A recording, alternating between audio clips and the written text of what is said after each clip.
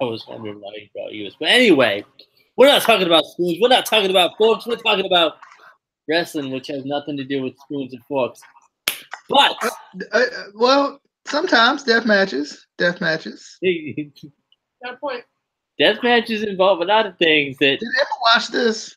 Please tell me Emma watched this. What? Did Emma watch this? Hope she did. No. No. But I was thinking about it. If I was ever in a death match, you know what I would bring? Hand sanitizer. You get that stuff in the cut. Oh, it's done. You done. But anyway, True. we're back for. The cutter. You're sick. You are a sick individual. We're back for the Mae Young Classic 2 week 2, round 1. Yeah. You know, Casey, sorry, you froze up for a minute on me. I was gonna insert this here now. But speaking of, that would be a perfect reversal to Joey Ryan's finishing move. I'm just saying. You get some hand sanitizer in there, I think it's over. Anyway, DJ, any thoughts? I know you missed last week because somebody had to go out of town. But any thoughts on week 1 of the Mae Young Classic? Week 1 was good. I think I watched week 2 before I watched week 1 for some weird reason. Because I do weird things like that. What happened was I started watching week 1. I wasn't paying attention, and I watched week 2.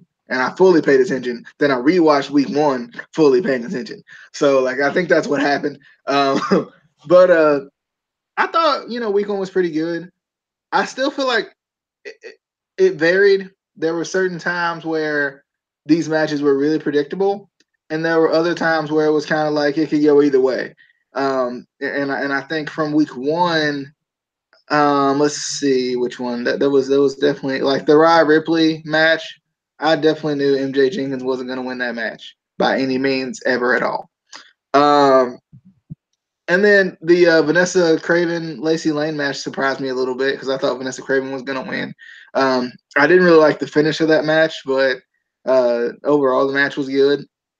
And then Miko, I'm gonna butcher this real bad. Screw it. Mako? Yeah, Mako. Satomura, whatever. I was surprised she beat Killer Kelly, but at the same time, I think I was surprised because I was more into Killer Kelly than I was Miko, to be honest. I like Killer Kelly more. Like she was connecting with me more. It almost felt like Satomura was like and I hate to say this, but this is what WWE does. The typical Japanese wrestler. This is that's what they do. It's the same thing. Strong style. That's like if you brought someone up to me in WWE and they were a Japanese wrestler, I'd say strong style. Strong style. It's kind of like when you see somebody in a mask and in WWE you immediately think good lucha things. I'm just saying that's just what you think, and it's just how it is. And there was not a lot of good lucha things from who's the one? Either of the masked ladies, none of them, neither one of them didn't do any great good lucha things except for the Spanish Fly. Spanish Fly was nice. I will give you that. Spanish Fly was nice. But for the most part, there was not a lot of lucha to me. And maybe it's just because of my perception of lucha as Hurricane Ranas and such. So I thought there was only one. There was 2. There was Zatara. I'm not gonna say these right either. And there was one in the second one, I think. If I'm not mistaken. Maybe I'm wrong. I could be wrong. It's possible. You are.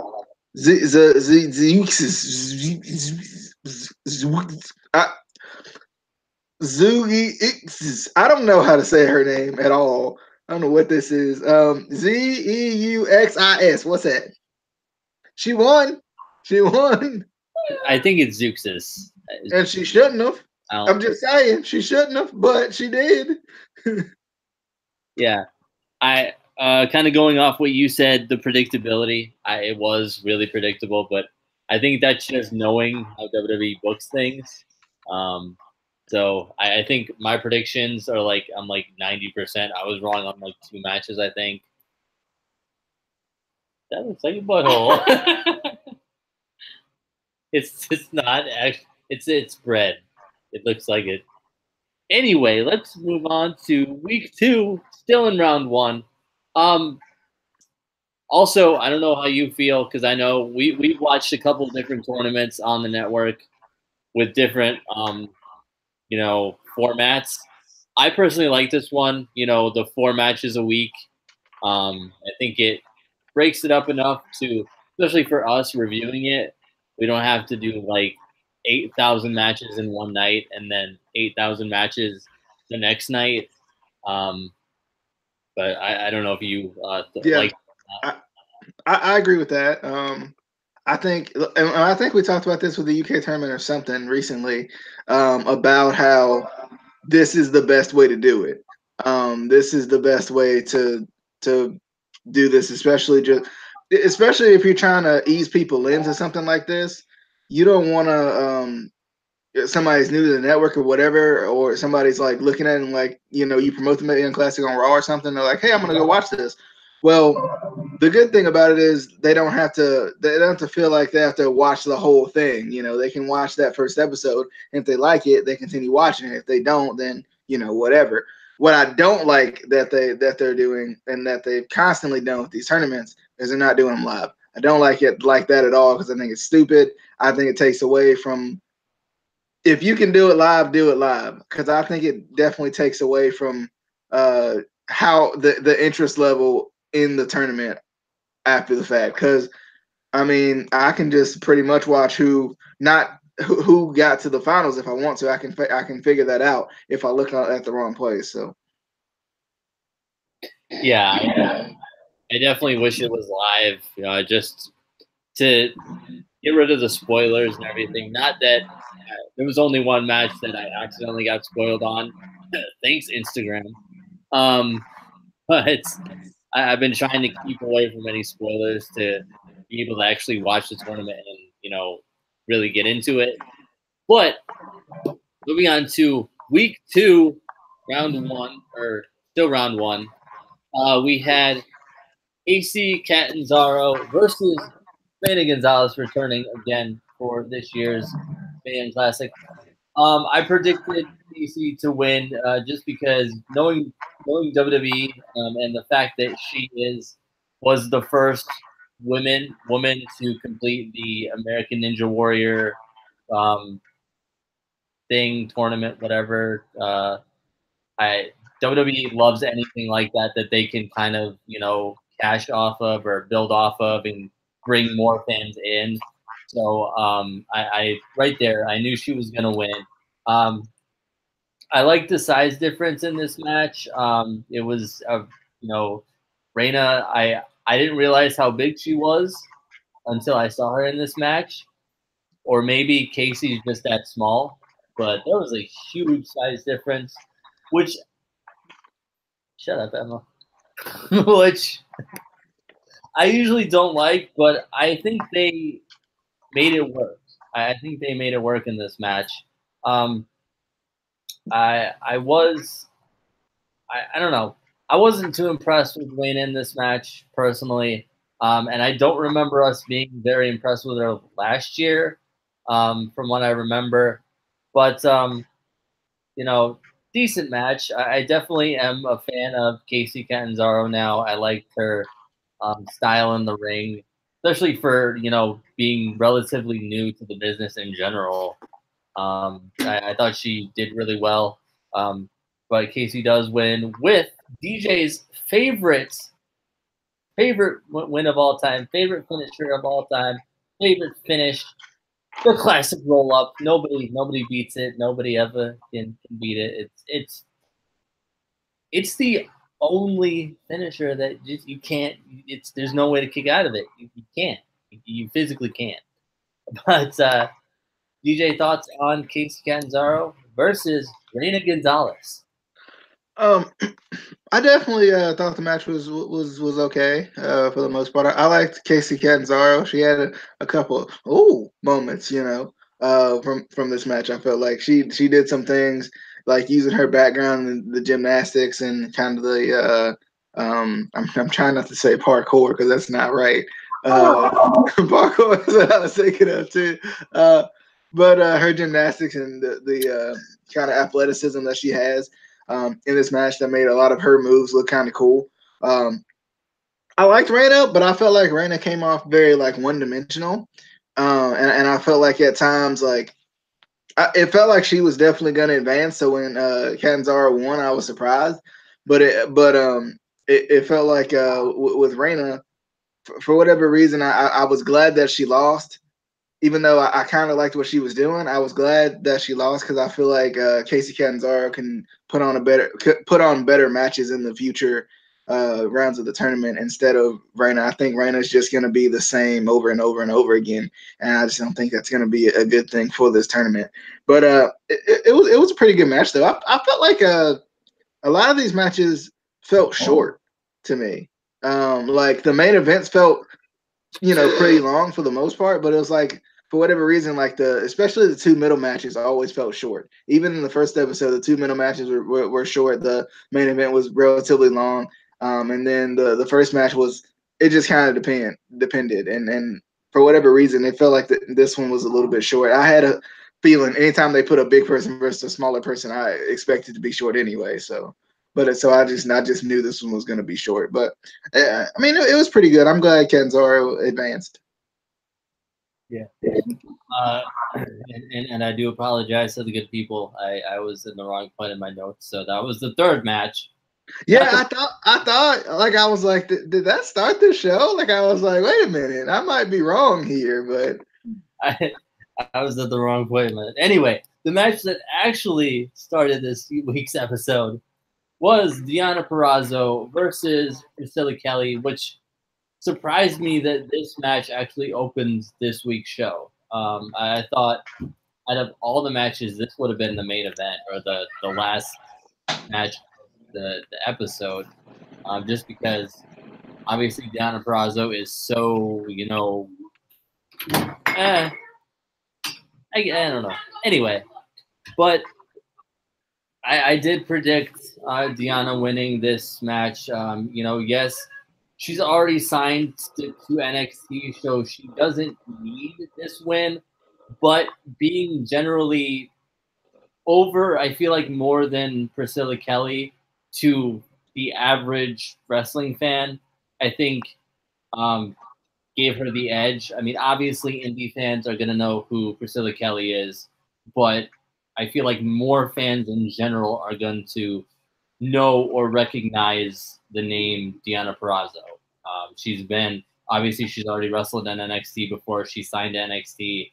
I think we've seen her in Impact as well. Countless indie promotions. So it made sense for her to win here. I still think we'll see more of Priscilla Kelly. I knew it was going to be a great match, though, either way, whoever won. One thing I was afraid of with this match was was that it was just going to be more completely one-sided. That's what I was kind of worried about with Deonna Purrazzo just dominating this match. Luckily, it wasn't. We did get to see a little bit of Priscilla Kelly.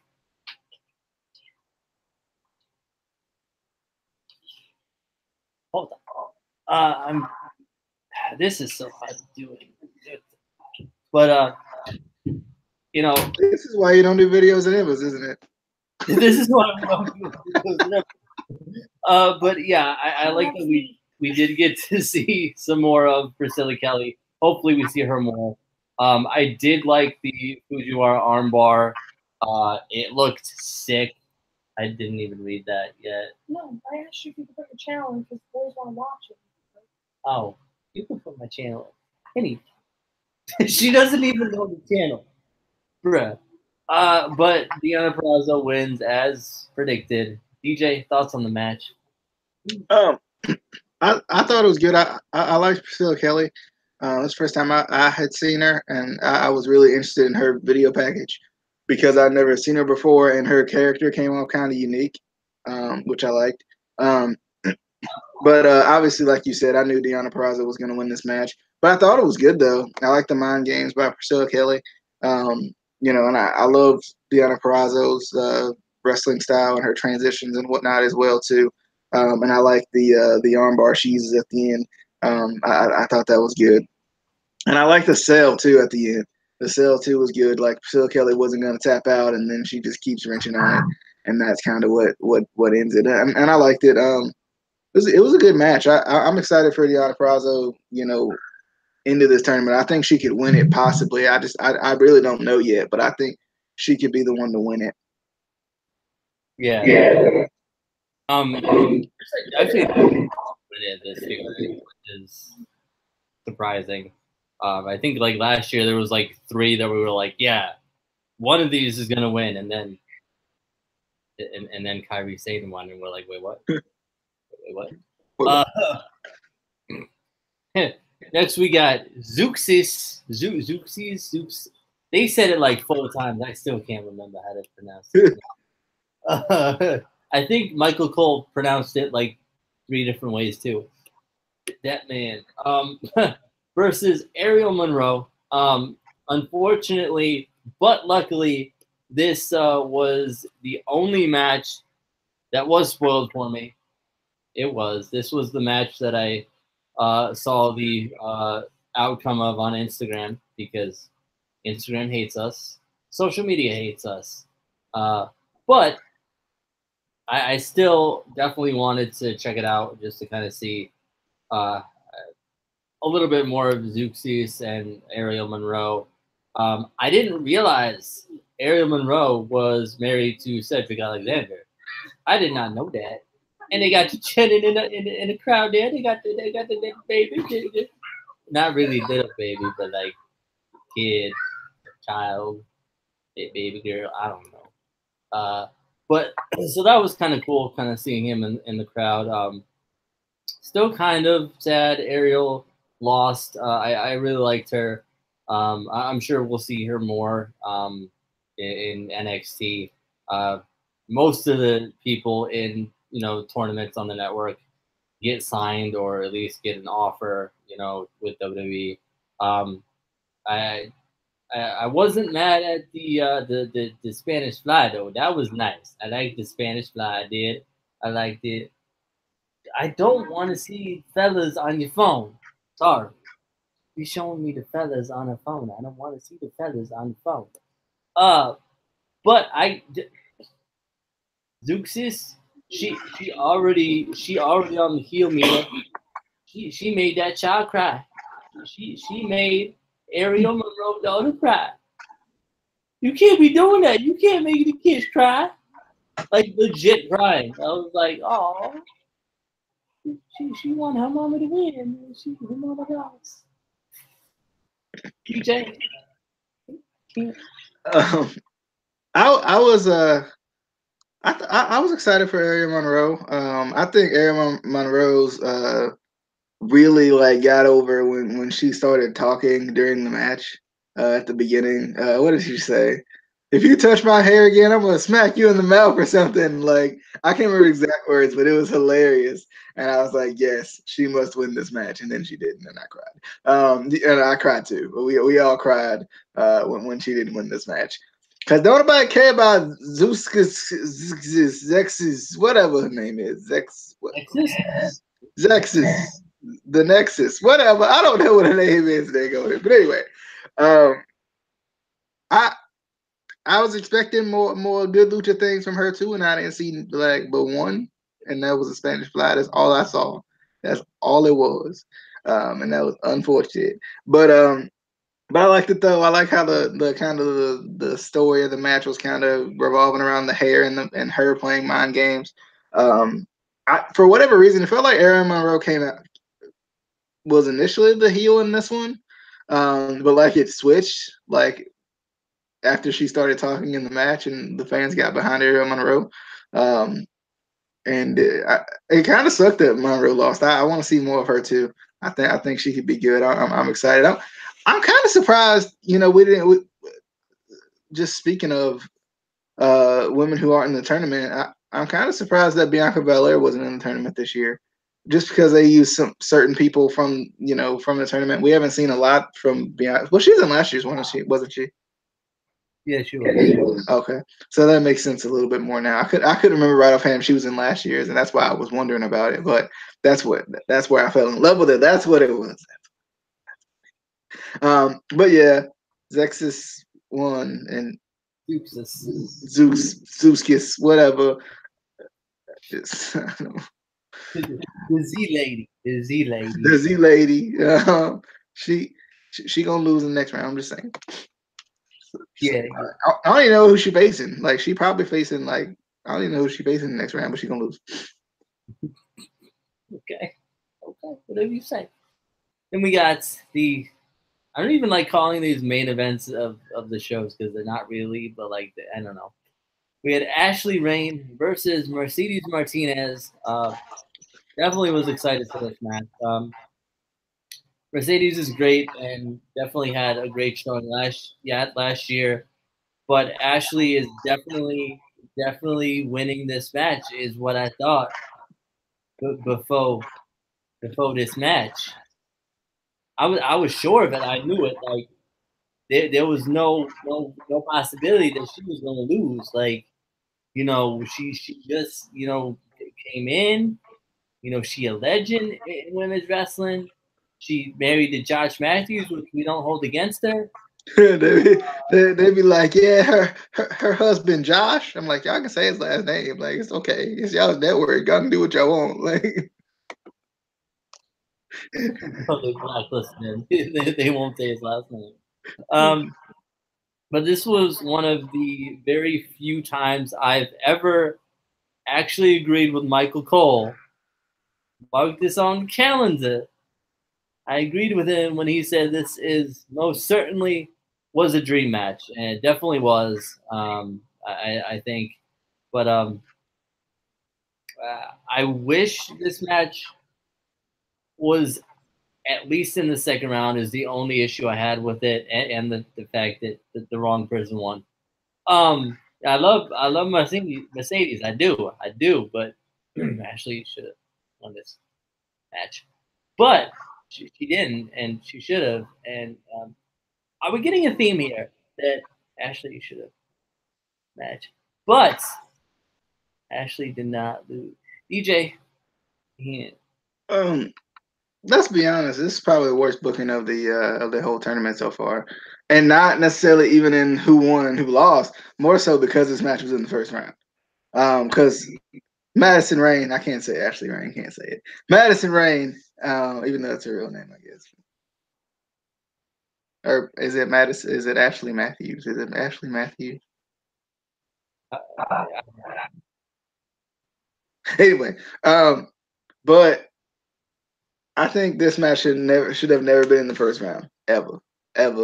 Like they should have at least faced maybe in the second round or something. Or like I just don't feel like this should have been the match that should have been in the first round. There was enough people that Madison Rain obviously could have went over on that they didn't have to do this match this early for me. Because I thought it was kind of dumb.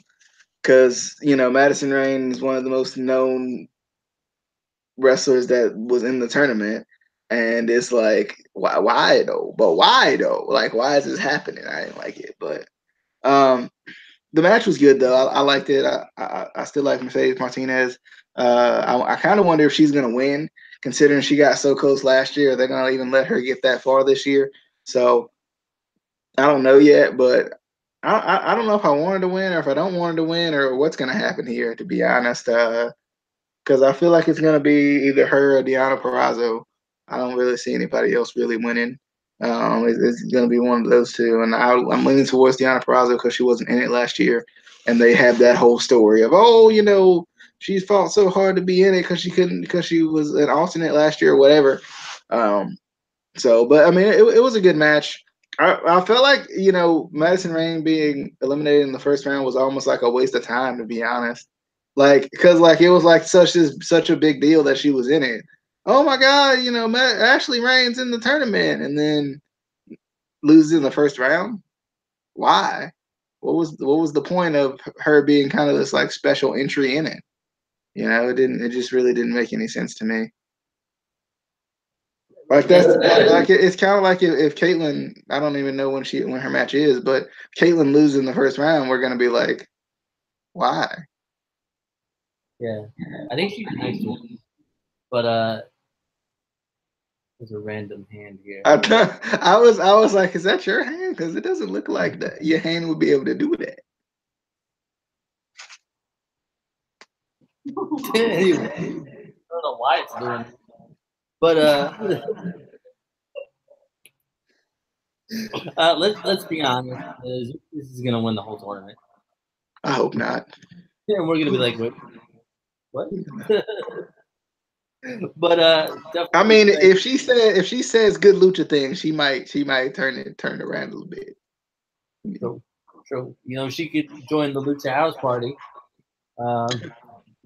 I still only know them from the shirt. I haven't watched. I'm gonna get back to 205 Live. I'm going to, like, next year, probably, like next 2020. I'm gonna get back to it in 2020. Probably not even gonna be on anymore. But we will be back for something at some point. Probably Hell in a Cell either tomorrow night or Monday. I know our schedules are real busy, but be sure to hit that subscribe button, hit the like button, hit the share button, tell GJ he smells funny, and we will see you on the flippity dippity. Oh, yeah.